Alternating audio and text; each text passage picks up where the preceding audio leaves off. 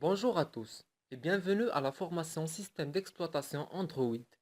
Dans cette vidéo, nous allons présenter qu'est-ce qu'un Android, son historique, son architecture, ses avantages et ses points négatifs. Mais au fait, c'est quoi Android exactement? Android est un logiciel de type système d'exploitation mobile comme Windows est un système d'exploitation sur PC. Android fait tourner votre mobile. Il existe d'autres systèmes d'exploitation mobile concurrents comme iOS Apple, BlackBerry OS, Bada, Windows Mobile. Android est un système d'exploitation ouvert dont le code source est librement accessible, contrairement au système d'Apple ou Microsoft, ce qui permet à n'importe quel fabricant de l'intégrer dans son système gratuitement. Ce modèle est opposé au modèle d'Apple et explique en grande partie la forte croissance que connaît Android. Comme vous voyez, Android a pour mascotte et logo un robot vert nommé Backdroid, un logo sous licence Creative Commons, c'est-à-dire réutilisable et modifiable. Android est basé sur Linux. Android tourne sur une grande variété de marques de téléphones et de tablettes différentes, telles que Samsung, Motorola, Sony, Google Nexus, Acer, LG, Dell et bien plus encore. Android appartient à Google, qui l'a racheté en 2005 à une start-up du même nom. Ce dernier connaît la plus forte croissance actuelle sur le marché des systèmes d'exploitation mobile et est en train de dépasser Apple en part de marché mondial. Plusieurs centaines de milliers de périphériques Android se vendent chaque jour dans le monde, jusqu'à 1,5 million d'activations par jour selon Google.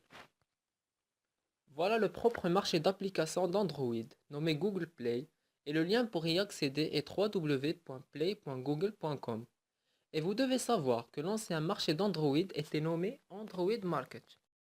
Android est donc sur des smartphones, des tablettes, des télévisions, des baladeurs numériques, des autoradios, dans la domotique, la cuisine, etc. C'est un système ouvert et très flexible. Techniquement, il est basé sur des éléments open source, code ouvert, Linux ainsi que des composants propres à Google. Android est supporté par un consortium composé d'entreprises très diverses, des opérateurs, des constructeurs Samsung, LG, HTC, etc. et bien d'autres acteurs utiles à cet écosystème. Des fondeurs par exemple avec Intel, Dell, Motorola, Samsung, Vodafone, ARB, Google, Sprint ou encore Nvidia. Le consortium se nomme l'Open Handset Alliance, OHA. Voilà le site officiel d'Open Handset Alliance, OHA, qui est aujourd'hui composé d'une trentaine d'acteurs. Le lien de ce site est www.openhandsalliance.com. Bref, chaque système d'exploitation a sa propre architecture. Alors, l'Android, comme un système d'exploitation mobile, il a son architecture. La figure suivante schématise cette architecture. On peut y observer toute une pile de composants qui constituent le système d'exploitation. Le sens de lecture se fait de bas en haut, puisque le composant de plus bas de niveau, le plus éloigné des utilisateurs, est le noyau Linux, et celui de plus haut niveau est le plus proche des utilisateurs et constitué par les applications. Android est basé sur un kernel Linux 2.6.x. Au-dessus de cette couche, on retrouve les librairies C ou C++, utilisées par un certain nombre de composants du système Android. Et on retrouve Linux Runtime. Cette couche contient les librairies core des frameworks ainsi que la machine virtuelle exécutant les applications. Au-dessus de la couche Android Runtime et des librairies cœur, on retrouve le framework, permettant aux développeurs de créer des applications. Enfin, au-dessus des frameworks, il y a les applications. Nous avons déjà dit que le système d'exploitation d'Android se basait sur Linux. Si on veut être plus précis, c'est le noyau kernel en anglais de Linux qui est utilisé. Le noyau est l'élément du système d'exploitation qui permet de faire le pont entre le matériel et le logiciel. Par exemple, les pilotes Wi-Fi permettent de contrôler la puce Wi-Fi. Quand Android veut activer la puce Wi-Fi, on peut imaginer qu'il utilise la fonction allumer Wi-Fi, par exemple sous Java. C'est au constructeur de spécifier le comportement de allumer Wi-Fi. Pour sa puce, On aura donc une fonction unique pour toutes les puces, mais le contenu de la fonction sera unique pour chaque matériel. La version du noyau utilisée avec Android est une version conçue spécialement pour l'environnement mobile. Avec une gestion avancée de la batterie et une gestion particulière de la mémoire, c'est cette couche qui fait en sorte qu'Android soit compatible avec tant de supports différents. Cela ne signifie qu'Android est une distribution de Linux. Il a le même cœur, mais c'est tout.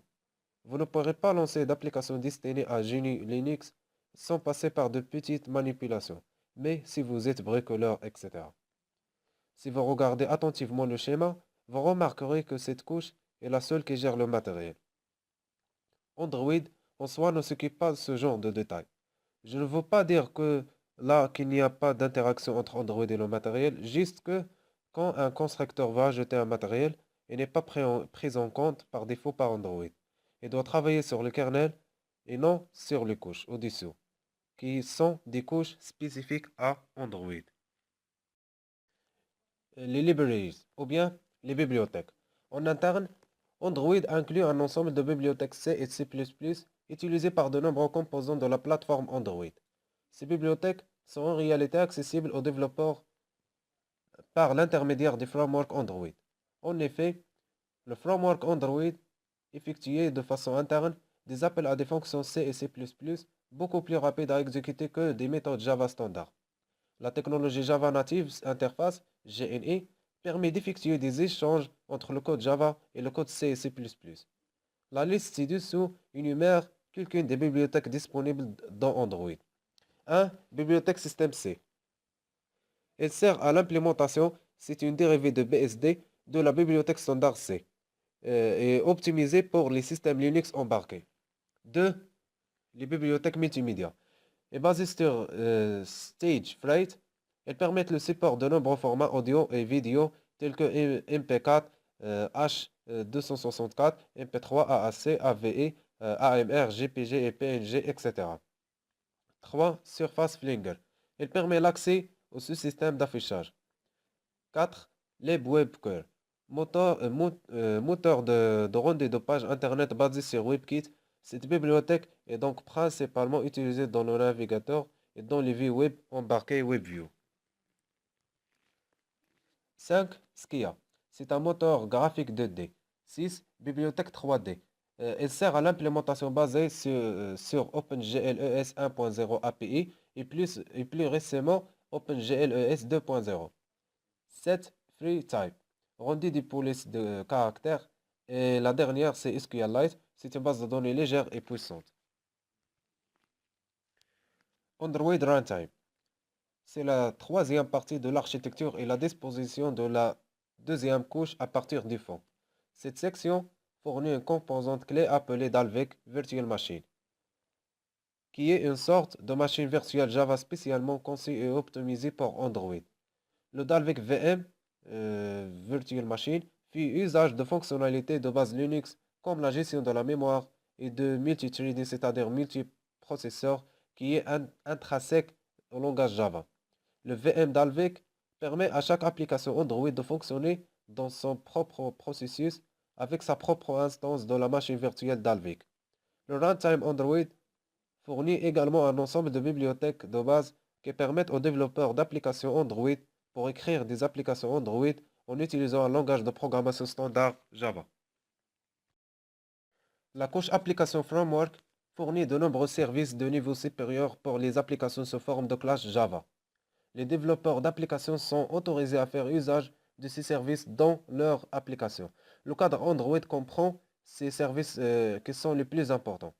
Activity Manager, c'est le contrôle tous les aspects des cycles de vie de l'application et l'activité pile. Fournisseur de contenu, permet aux applications de publier et de partager des données avec d'autres applications. Resource Manager, permet d'accéder aux ressources non-code embarquées telles que les chaînes, les paramètres de couleur et les dispositions de l'interface utilisateur. Notification Manager permet aux applications d'afficher des alertes et des notifications à l'utilisateur. Voir le système. View System. Un ensemble extensible de vues utilisées pour créer des interfaces utilisateurs de l'application. En fournissant une plateforme de développement ouverte, Android offre aux développeurs la possibilité de créer des applications extrêmement riches et invenantes. Les développeurs sont libres de profiter du matériel périphérique, les informations de localisation d'accès, exécuter les services d'arrière-plan, définir des alarmes, ajouter des notifications de la barre d'état et beaucoup plus. Et la dernière couche, c'est la couche d'application. Android est fourni avec un ensemble de programmes de base, également nommés applications natives, permettant d'accéder à des fonctionnalités comme les courriels, les SMS, le téléphone, le calendrier, les photos, les cartes géographiques, le web, etc. Pour ne citer que quelques exemples, ces applications sont développées à l'aide du langage de programmation Java. Pour l'utilisateur final, c'est la seule couche accessible et visible.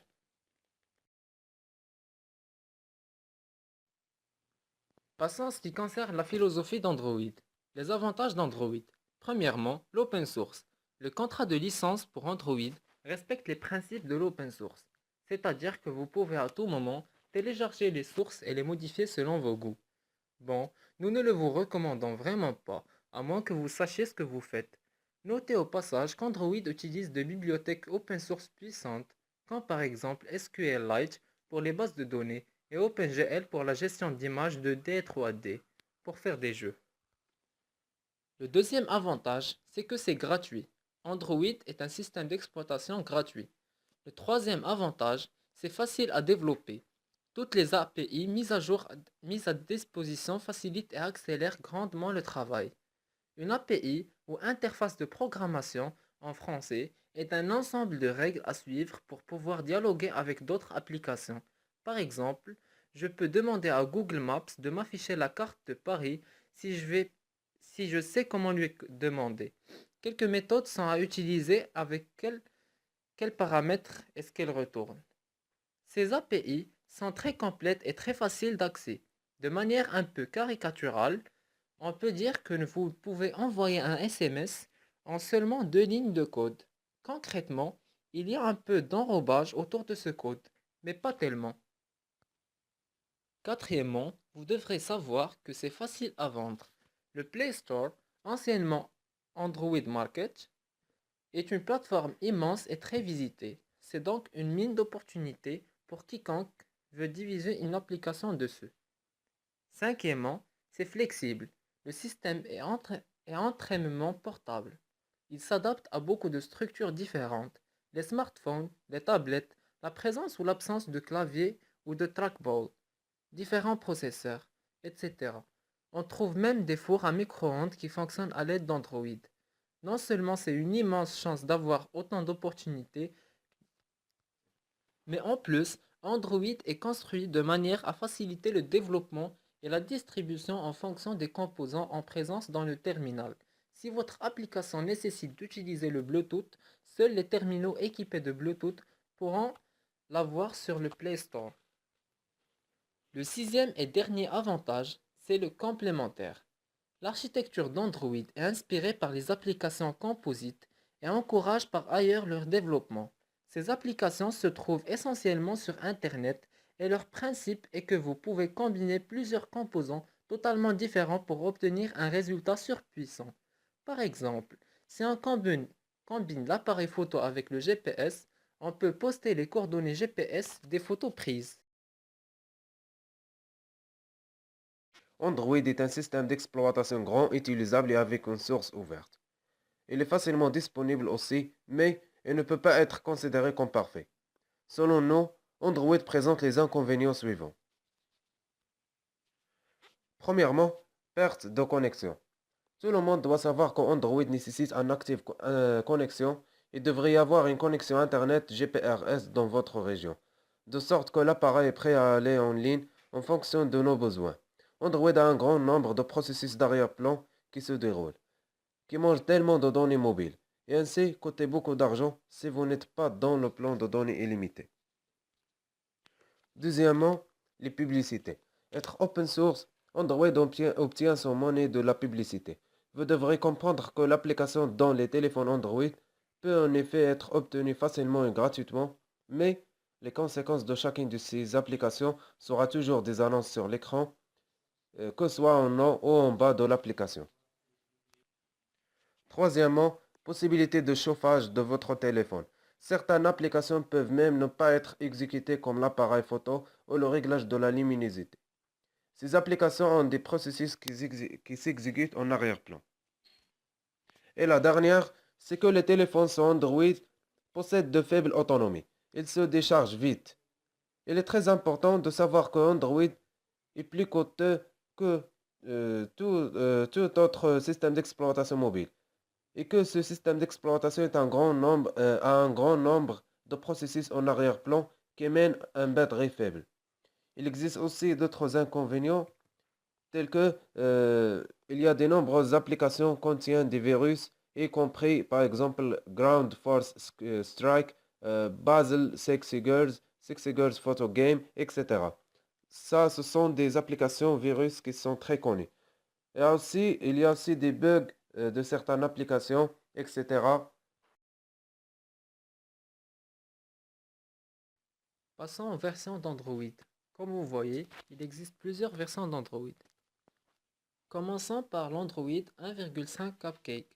Le 27 avril 2009, la mise à jour Android 1.5 a été libérée, basée sur le noyau Linux 2.6.27. Ce fut la première version à utiliser officiellement un nom de code basé sur un objectif de dessert, le cupcake, un thème qui serait utilisé pour toutes les versions dorénavant. La mise à jour inclut plusieurs nouvelles fonctionnalités et modifications de l'interface utilisateur, comme le soutien outil et clavier virtuel avec prédiction du texte et le dictionnaire utilisateur pour des mots personnalisés, et soutien aux widgets, l'enregistrement de lecture vidéo en MPEG-4 format et 3GP, le auto-pairing et support stéréo Bluetooth, le copier-coller des fonctionnalités de navigateur web, photo de l'utilisateur, spécifique date, heure indiquée pour les événements dans les journaux des appels et une touche d'accès à une carte de contact de l'événement de journal d'appel, les transitions d'écran animées, l'option auto-rotation, nouvelle animation stockboot, possibilité de télécharger des vidéos sur YouTube, possibilité de télécharger des photos à Picasa. La deuxième version, Android 2.0 Éclair, le 26 octobre 2009, le SDK Android 2.0 a été libéré, basé sur le noyau Linux 2.6.29 et le nom de code Éclair. Passons à l'Android Froyo 2.0, bien 2.2.3. Le 20 mai 2010, le SDK pour Android 2.2 Froyo, court pour le yaourt glacé, a été libéré, basé sur le noyau Linux 2.6.32. Passons à la version Android Gingerbread 2.3 ou bien 2.3.2. Le 6 décembre 2010, l'Android 2.3 Gingerbread SDK a été libéré, basé sur le noyau Linux 2.6.35. Les changements suivants. Mise à jour de l'interface utilisateur de conception avec plus de simplicité et de rapidité, prise en charge extra large taille d'écran et des résolutions, prise en charge native pour les SIP, les téléphonies Internet, et c'est plus rapide, plus intuitif, saisie de texte dans le clavier virtuel avec une précision améliorée, meilleur texte proposé et le mode de saisie vocale, amélioration de copier-coller des fonctionnalités, support pour Near Field Communication qui permet à l'utilisateur de lire un tag NFC embarqué dans une affiche, autocollant ou bien une publicité, de nouveaux effets audio tels que la réverbération, l'égalisation, le casque virtualisation et bass boost, New Downloader Manager, offrant aux utilisateurs un accès facile à tous les fichiers téléchargés à partir du navigateur, email ou une autre application. Prise en charge de plusieurs caméras sur l'appareil, y compris un appareil photo de face, si disponible, support pour WebM, amélioration de la gestion de l'alimentation, avec un rôle plus actif dans la gestion des applications qui maintiennent le dispositif éveillé trop longtemps, prise en charge améliorée pour le développement du code natif, switched de IAFFS sur les niveaux appareils, audio, graphique, entrée des améliorations pour les développeurs de jeux, concurrents collectent des ordures pour une performance accrue, prise en charge native pour plusieurs capteurs tels que des gyroscope et baromètre. Passons à l'Android 3.0 Honeycomb.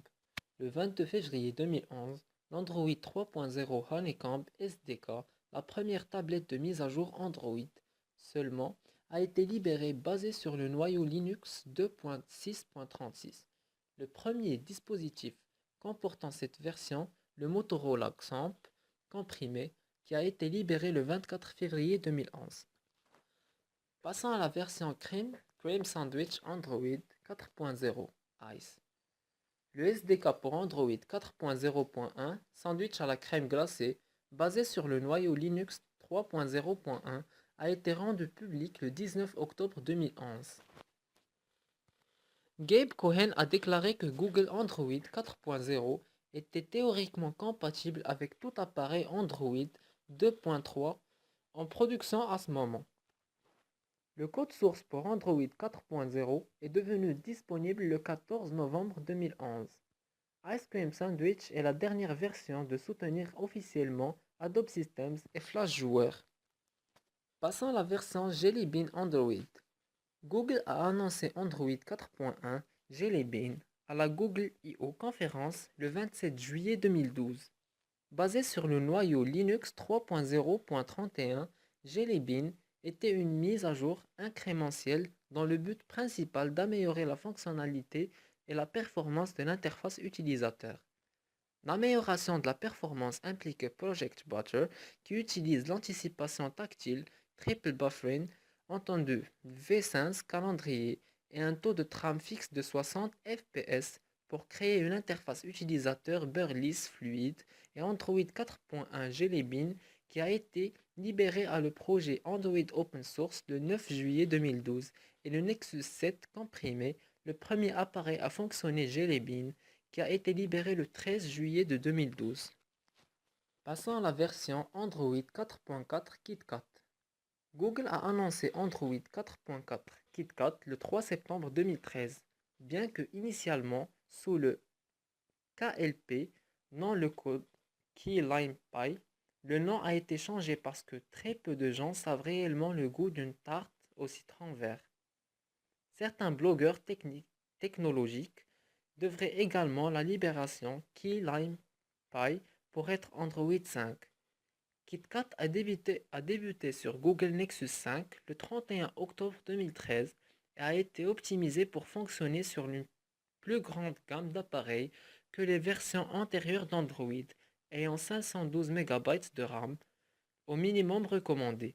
Ces améliorations ont été connues comme Project Svelch interne à Google.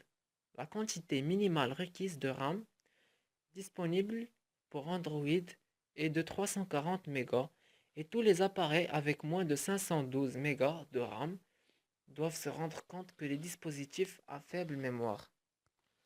Passons à la version 5.0 Lollipop, qui a été dévoilée sous le nom du code Android L le 25 juin 2014 au cours de Google I/O.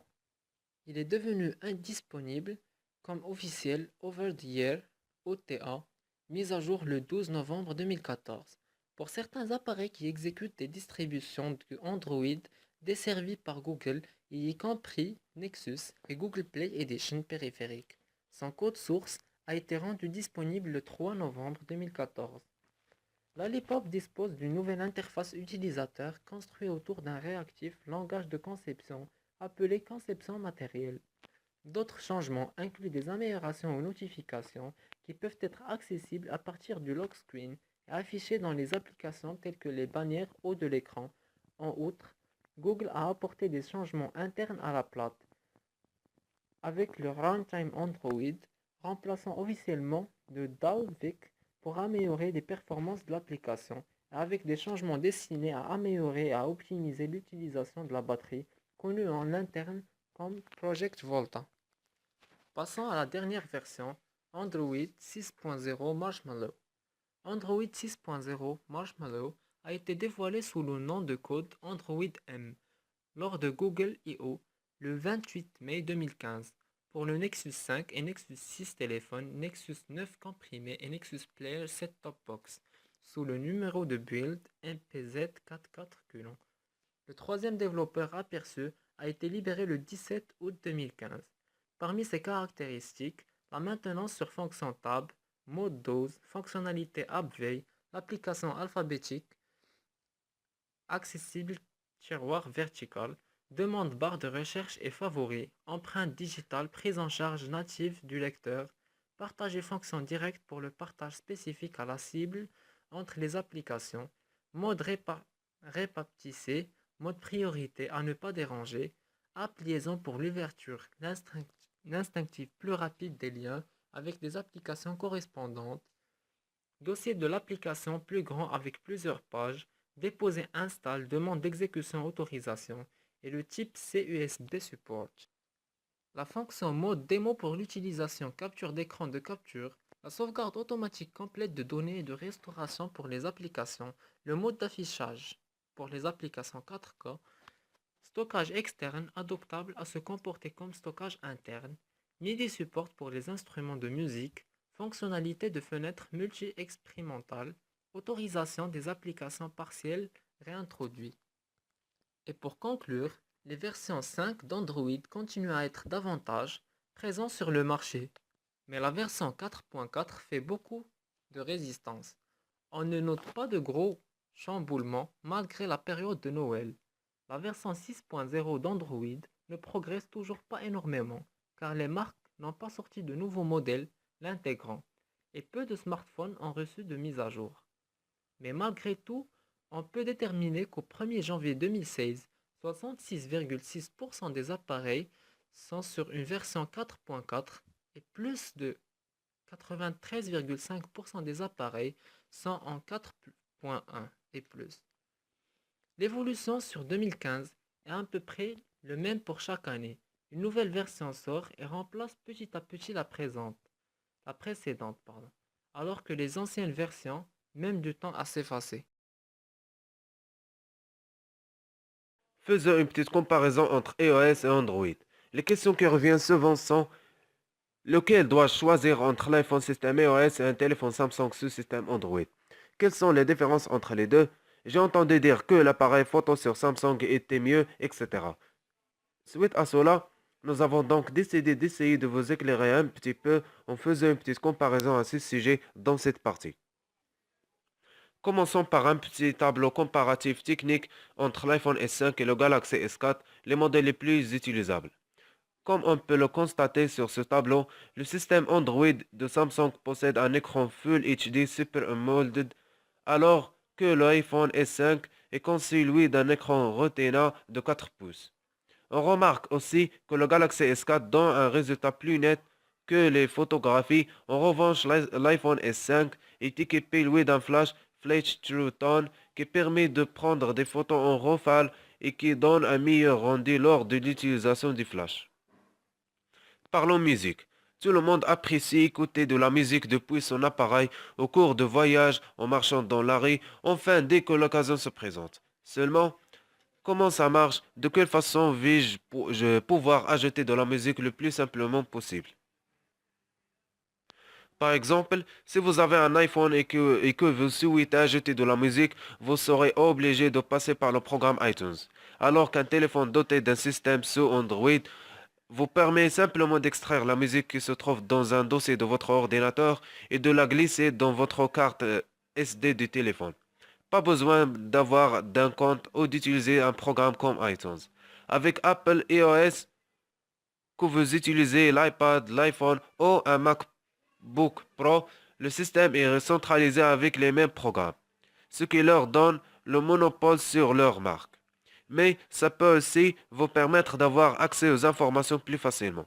Le système Android a plusieurs versions.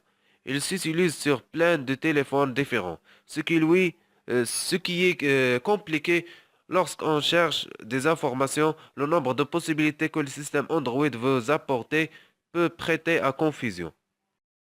Comparaison des prix. Au niveau des prix, c'est assez difficilement comparable, Android étant un système à part qui s'utilise sur différents téléphones, comme Samsung, Sony, LG, Motorola, HTC, etc. Il dépend de l'abonnement des portables de l'opérateur, etc. Afin de vous donner une idée, nous vous soumettons une comparaison de prix entre l'iPhone S5 et un Samsung Galaxy S4. À savoir que le prix peut être très variable pour le Samsung Galaxy S4 selon l'opérateur. Par contre, nous pouvons vous montrer une comparaison au niveau des prix entre un iPhone S5 et un Galaxy S4. Si pour vous donner une idée, vous trouverez des prix différents pour le Samsung Galaxy S4 selon l'opérateur. D'après Amazon, le prix d'iPhone S5 pour 32 GB est presque à 400 euros. Et un Samsung S4 pour 32 GB est presque 320 euros. Selon le modèle choisi, le prix peut évidemment influencer votre décision. Le choix dépendra de vos préférences d'utilisation, de la maniabilité du produit, du design, etc. Alors que certains apprécieront d'avoir leurs données centralisées comme le système iOS, d'autres se sentiront plus libres sur des systèmes indépendants comme Android.